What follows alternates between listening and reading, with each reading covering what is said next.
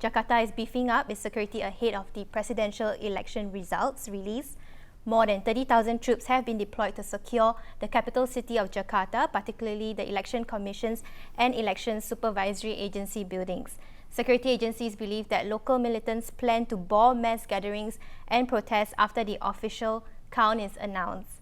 Still have Jeremy with me in the studio to talk about the terror alert in Jakarta. So Jeremy, why is Indonesia expecting protests after the elections results are announced? In a nutshell, I guess the problem is that the challenger and the person most likely to lose will not accept defeat.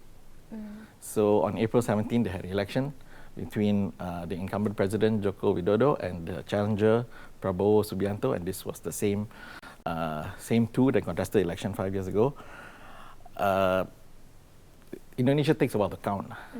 So on election day, we got some projections from pollsters that showed that Joko Widodo would win second term. And but Prabowo has been challenging this result since. So he has been alleging that there has been electoral fraud, and just yesterday he said that he would reject the official vote tally. He would not accept it, and they've already held actually protests throughout since April 17th to challenge the result, which they think will eventually show that Joko Widodo wins. And we know that security agencies have been saying that the terrorists will attack these protests when it happens. What kind of intelligence have you received about this? So in Indonesia, there have been, last week they arrested a terror cell that was planning, that they said they was planning attacks when the official results are announced.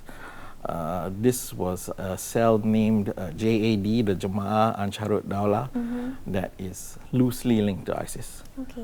Today they arrested another 10.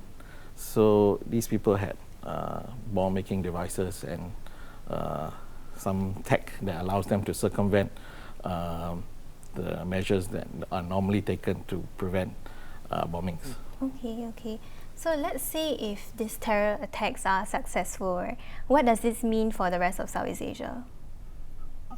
It's hard to say, what it means. We've seen terror attacks in the region before, including in Indonesia, and it hasn't had that much of a spillover effect.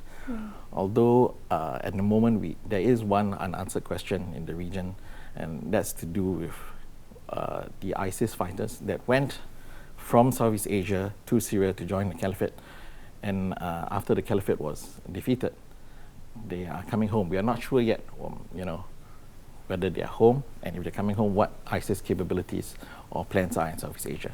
So an attack might shed some light on that.